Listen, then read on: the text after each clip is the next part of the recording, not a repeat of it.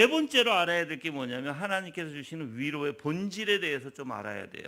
첫 번째 이 위로의 본질은요. 첫 번째는 눈물을 닦아주시는 하나님의 은혜에 대해서 알아야 되는데 주님은 우리의 눈물을 직접 닦아주세요. 계시록 가볼까요? 21장 4절. 계시록 21장 4절입니다. 다 같이 읽어볼게요.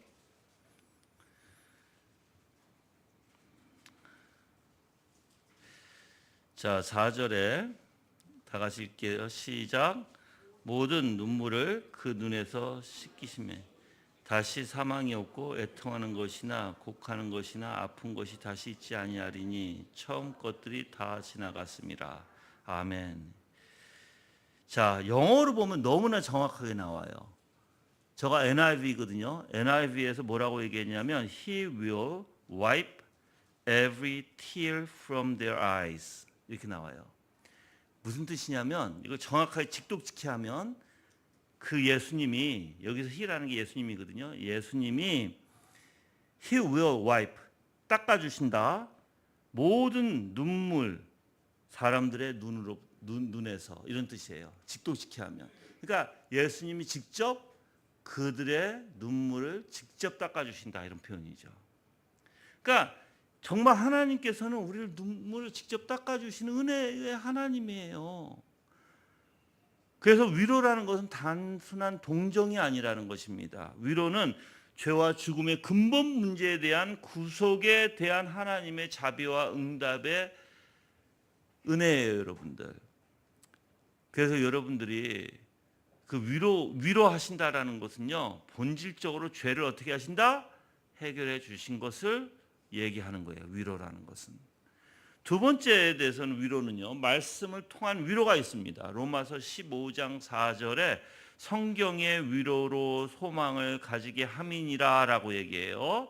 그래서 시편은 여러분들 위로의 말씀으로 가득 차 있고 죄인의 심령을 부드럽게 치유한다라고 얘기해요. 그 시편뿐만 아니라 저는 여러분들 에가서도 마찬가지지만 성경의 곳곳에 아름다운 말씀들이 굉장히 많잖아요, 여러분들. 그렇죠? 그래서 이러한 위로의 말씀들이 여러분에게 하나님께서 주신다는 거예요. 우리의 죄인의 심령을 어떻게 하신다? 부드럽게 만드신다. 그래서 내 심령이 가난한 심령으로 가려면 어떻게 해야 돼요? 말씀으로 가셔야 돼요, 여러분들. 말씀을 통해서 우리가 변화가 돼야 되는 거예요. 또 세 번째 위로는요. 교회 공동체를 통한 위로예요, 여러분들. 고린도후서 1장 4절에는 위로를 받는 자가 다른 사람을 위로하라고 합니다. 즉 교회는 뭐예요? 애통한 자가 피난할 수 있는 복음에 쉼터야 한다라고 얘기를 하는데, 즉 여러분이 하나님의 은혜를 받은 자라면, 그리고 내가 애통을 아는 자라면 누구에게 위로를 해줄 수 있을 거예요? 애통하는 자에게 똑같이 위로를 해줄 수 있을 거예요. 진짜예요, 여러분들. 그래서 여러분들이, 저는 이렇게 보거든요. 내가 인생에서 경험한 것, 여러분이 분명히 인생에서 똑같이 경험하는 것들이 있어요. 위로해 줄 수 있는 사람은 누구예요? 내가 경험해 봤으니까 바로 내 자신이라는 거예요. 그게 성경에서 위로를 받는 자는 다른 사람을 위로하라고 고린도후서 1장 4절에서 말씀을 하시는 거예요, 여러분들. 그래서 여러분들, 성도들이 모이면 온통 하나님의 은혜의 말씀으로 가득 차야 되고, 서로를 위로해 주는데 이 세상적인 말이 아니라 하나님의 말씀으로 위로해 줘야 돼요. 자, 저는 사실 그래요, 여러분들. 저도 인생에 살면서 저도 엄청난 경험을 많이 했죠. 근데 우리 성도들을 보면 나는 우리 성도들 같이 착하게 못 살았다고 내가 누누이 얘기하잖아. 우리 성도들 같이 이렇게 너무 착해, 우리 성도들은. 근데 나는 너무 못됐었어. 근데 못되게 사는 인생에 대한 대가를 나는 톡톡히 치렀어요. 진짜 톡톡히 치렀어요, 여러분들. 근데 여러분들 생각해 보세요. 그 많은 경험 가운데 분명히 여러분들도 내가 경험했던 부분들을 경험하셨을 거란 말이야. 그럼 경험하고 있던지, 그렇죠? 그러니까 예를 들어서 뭐 경제가 힘들어진다든지, 뭐 경제가 힘들어지는 건 지금도 나는 경험하고 있는 거예요. 근데 희한하게 하나님의 은혜 가운데 저가 우리 집사람이 맨 처음에 이 경제적인 원리를 관리하고 있어서 돈 이제 모든 걸 관리하고 있었어요. 근데 너무 우리가 너무 이게 뭐랄까 없다 보니까 매일 빚지고 매일 힘들어지니까 집사람이 지치더라고. 그래서 나한테 부탁을 하는 거예요. 당신이 그냥 관리해. 그래서 내가 이제 오래전서부터 벌써 오래됐어요. 그 내가 관리하기 시작하거든요. 그러니까 얼마 나가는지 뭐가 나가는지 다 알죠. 그렇죠? 그런데 항상 힘들어요.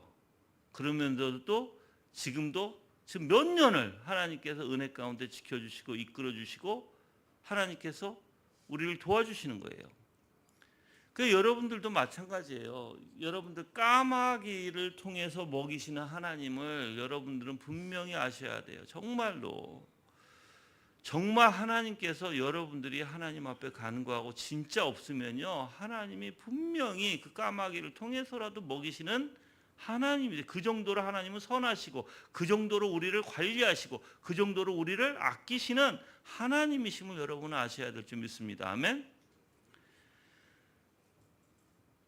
자, 또한 다섯 번째로 우리가 알아야 될 거, 오늘 애통을 통해서 교회가 잃어버린 애통과 진지함에 대한 경고예요. 이번에는 다섯 번째는 즉 경고하는 거예요.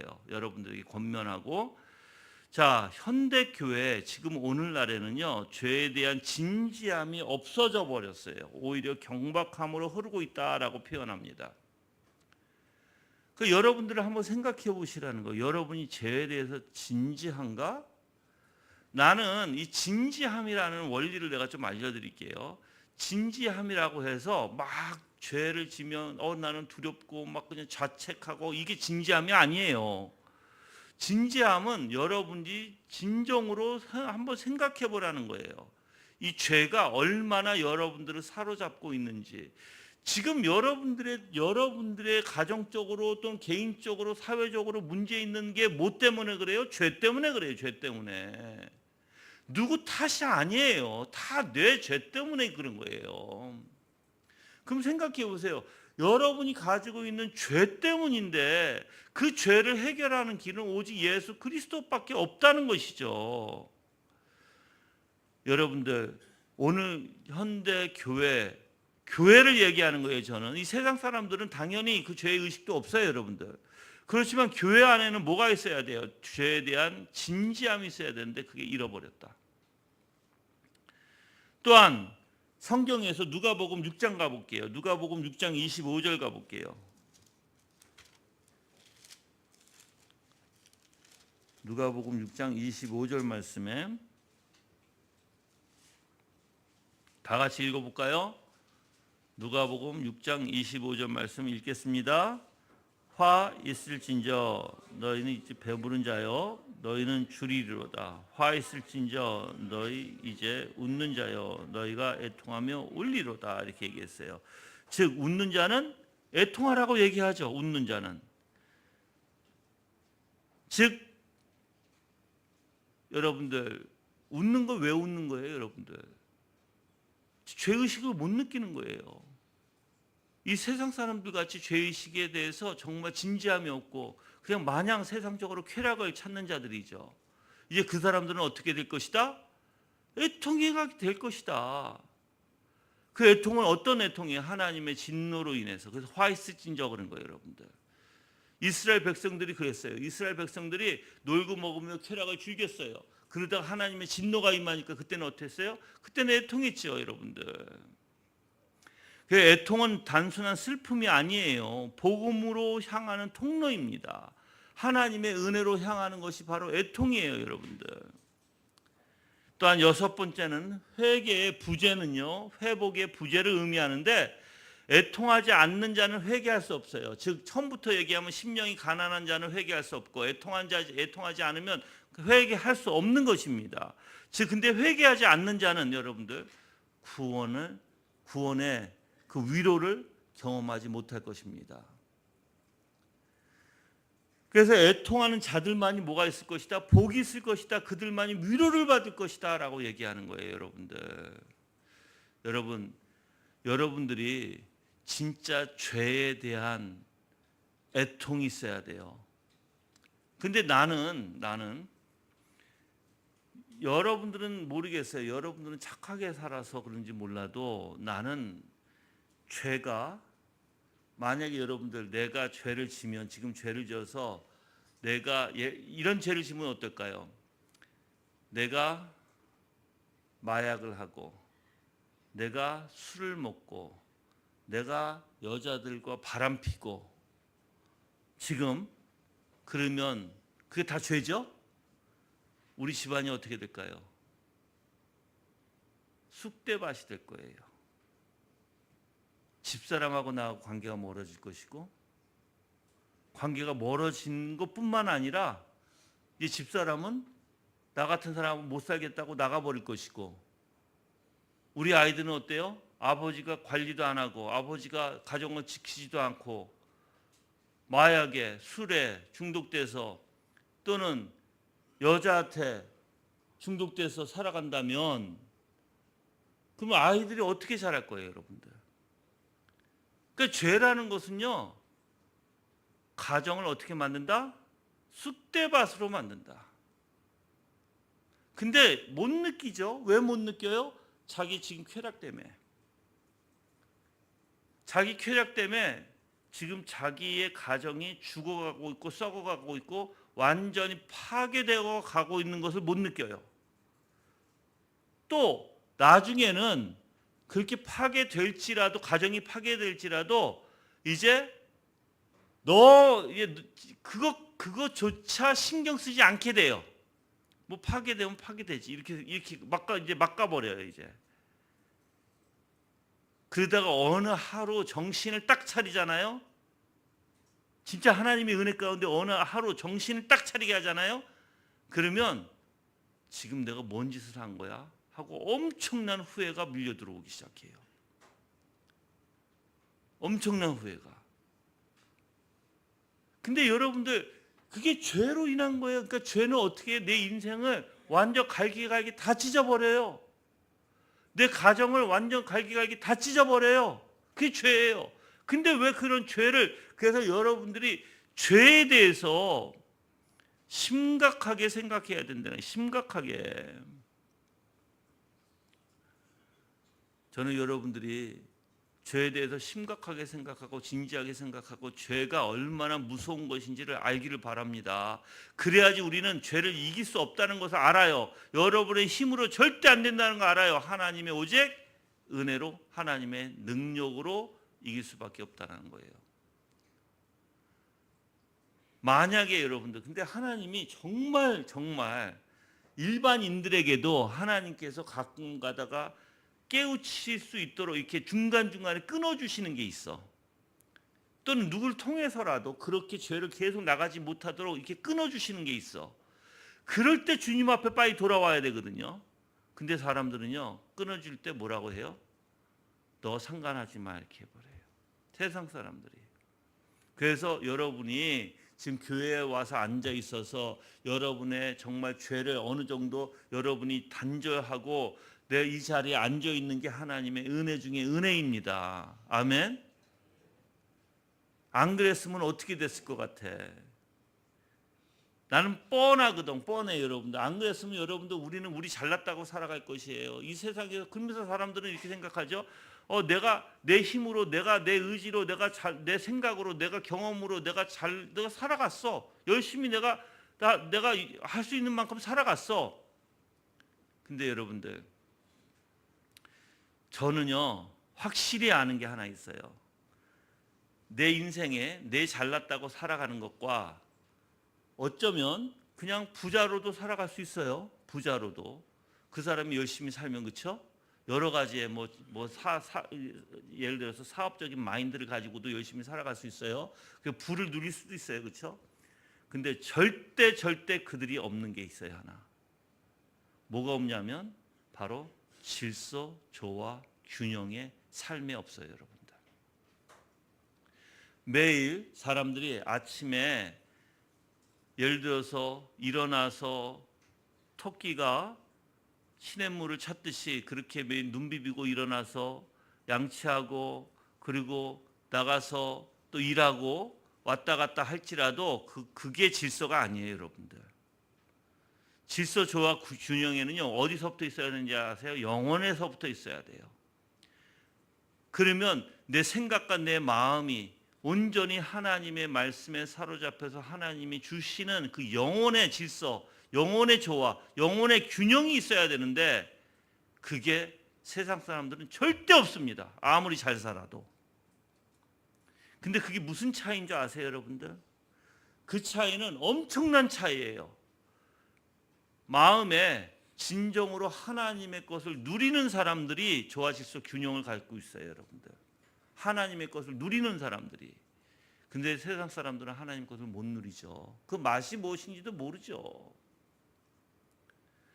그래서 하나님께서는 우리에게 때로는 그 맛을 주시는 거예요. 잊지 말라고. 그 맛을 통해서 주님을 찾으라고 주시는 거예요.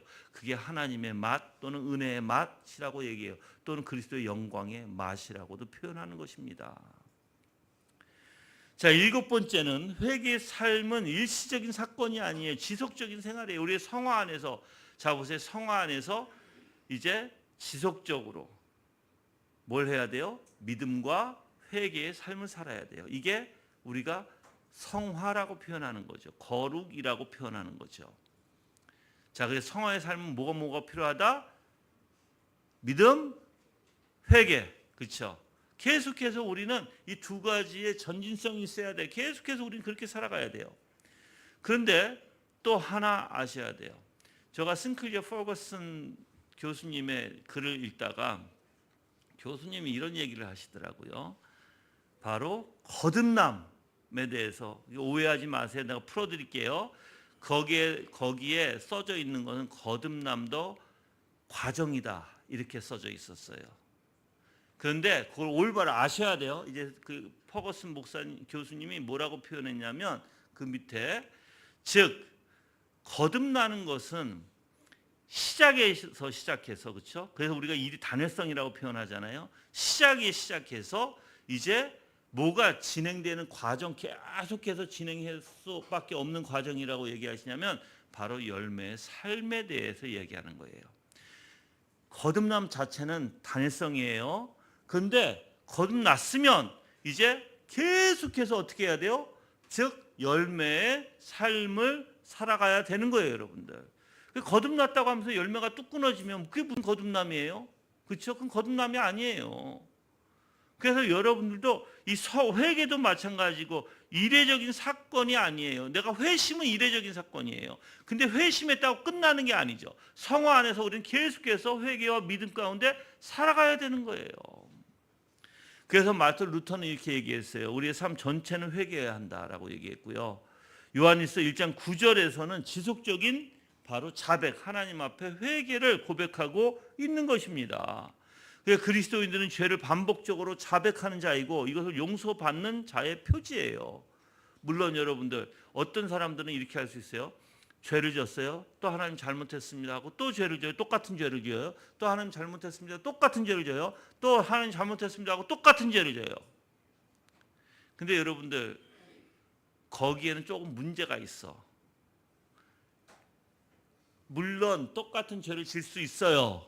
근데 진지해지면 이 죄에 대해서 진지해지면 똑같은 죄를 질지라도 텀이 좀 오래가. 똑같은 죄를 질지라도.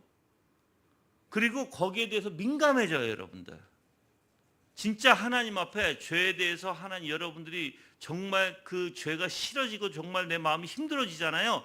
그래서 하나님 앞에 회개하잖아요. 그러면 죄에 민감해지게 되고 똑같은 죄를 짓는 것에 대해서 정말 여러분들이 진짜 신경이 아주 예민해져요. 근데 물론 내가 얘기했잖아요. 우리 완벽한 자가 아니에요. 또 똑같은 죄를 질 수는 있어요. 그러다 보면 하나님께서 어떻게 해요? 언젠가는 그 죄를 안 짓게 하세요. 저도 마찬가지예요. 과거에 너무나 싫은 죄들이 있었어요. 근데 하나님 앞에 매일 기도하는 거예요. 하나님, 내가 이런 마음 갖지 않게 하시고 이런 죄를 짓지 않게 해달라고 매일 기도했을 때 그게 이제 뭐 1년, 2년 기도하고 3년 기도하고 한다 어느 순간에 그 죄가 뚝 끊어져요. 어느 순간에 그 죄가 싫어지게 되고 어느 순간에 그 죄가 거부되어지게 되고 어느 순간에 나도 모르게 그 죄를 안 하게 된다는 것이죠. 그러니까 여러분들 포기하지 마세요. 계속해서 기도하세요. 근데 뭐가 되어져야 돼요? 계속해서 반복적인 자백 그리고 진지함으로 하나님 앞에 구하시길 바랍니다. 아멘. 자, 여러분들 애통은 위로를 받는 거예요. 주 예수 그리스도로부터. 그래서 위로는요, 바로 구원의 기쁨을 낳게 돼 있고요. 기쁨은 세상이 줄 수 없는 하나님의 중심의 행복을 낳게 되는 것입니다. 자,